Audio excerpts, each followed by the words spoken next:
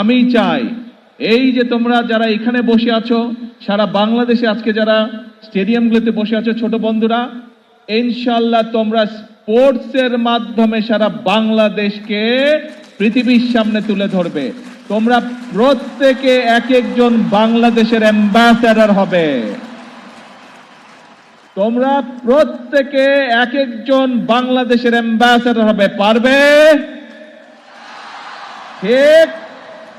তোমাদেরকে বাংলাদেশের দায়িত্ব নিতে হবে, কারণ ইউ আর দি ফিউচার।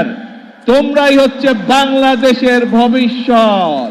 তোমাদের মধ্যে থেকে ইনশাআল্লাহ ভবিষ্যতে আন্তর্জাতিক মানের খেলোয়াড় তৈরি হবে।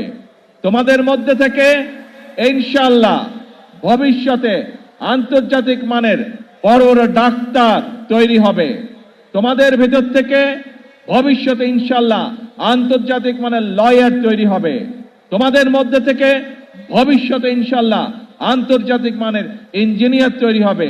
তোমাদের ভিতর থেকে ভবিষ্যতে ইনশাআল্লাহ আন্তর্জাতিক মানের আর্কিটেক্ট তৈরি হবে এবং তোমাদের ভিতর থেকে ভবিষ্যতে নেতৃত্ব তৈরি হবে।